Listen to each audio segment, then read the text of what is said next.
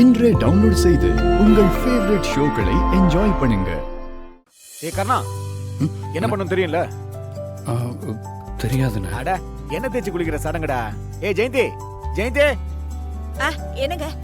இத வந்துட்டேங்க. இந்தா கூட. இந்த எண்ணெய் எடுத்துட்டு போய் தலையை குளிச்சுட்டு வா போ. சடங்கு தான் வைக்க முடியும், உனக்கு செஞ்சுன்னு இருப்பாங்களா? போட. இல்லங்க, கூட பிறந்தவங்க பெத்த தாய் தகப்பன் அவங்க தாங்க வச்சு விடணும். அவனுக்கு தான் யாருமே இல்லையே, அவனை தேய்ச்சி குளிச்சுட்டு வருவான். சீக்கிரம் போடா, என்ன பாத்துனுக்குற? போ. நீ என்ன வர வர எதிர்த்து பேசினுக்குற? தொலைச்சிடுவேன், ஓடி போ. ஐயா, அதெல்லாம் ஒண்ணு இல்லைங்க. நான் வேணா நீ வேணா நான் வேணா போயிடுறேன்னு சொன்னேன். போடா, சீக்கிரம் குளிச்சுட்டு வா போ.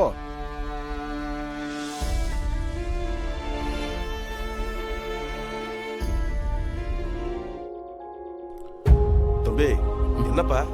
ஒன்றும் இல்லைப்பா, ஏதோ எண்ணெய் தேய்க்கிற சடங்காம், அதான் தேய்ச்சி குளிச்சுட்டு வரலான்னு போகிறேன். பா, அது பெத்தவங்கல்ல செய்யணும். எனக்கு அப்படி யாரும் இல்லைப்பா. தம்பி, கையில வேற காயம்பட்டிருக்குல்ல? அதெல்லாம் ஒன்றும் இல்லை, சும்மா கூட நான் வச்சு விடுறேன். இல்லை பரவாயில்ல, நான் கொடுப்பா. உட்கார் உட்கார் உட்கார்.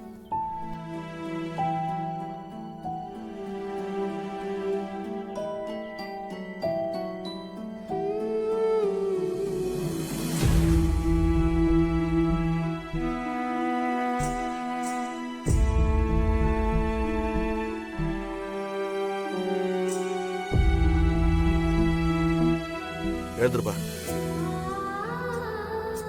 ஒரு 10 நிமிஷம் போய் வெயில நின்னுட்டு அப்புறமா போய் குளிச்சுட்டு வா. என்ன?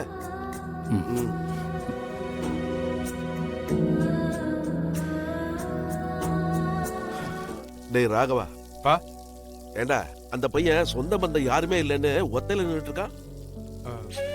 டேய், நாமெல்லாம் கூட இருந்து அந்த சடங்கை செஞ்சு வைக்கிறது இல்லையா? இல்லப்பா, இங்க வேலையா இருந்துட்டேன். என்ன வேலை?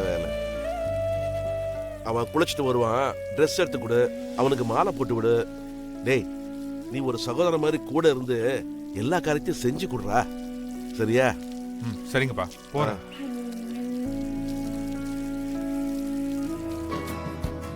என்ன மாப்பிள்ள, எப்படி இருக்கீங்க? நல்லா இருக்கு. உட்காருங்க.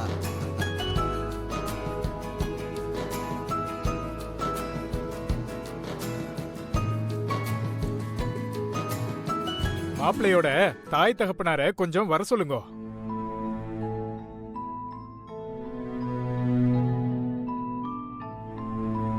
சாமி, அவனுக்கு யாரும் கிடையாது, சடங்குலாம் ஒண்ணும் தேவையில்லை.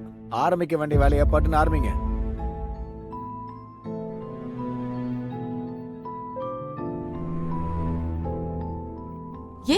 ஏன் அப்படி சொல்றீங்க? அப்படிலாம் ஒண்ணும் இல்ல. கர்ணாவுக்கு அம்மா ஸ்தானத்துல நான் இருக்கேன், அவனுக்கு யாரும் இல்லைன்னு சொல்லாதீங்க. ஒரு அம்மாவா அந்த சடங்கெல்லாம் நான் செய்யறேன்.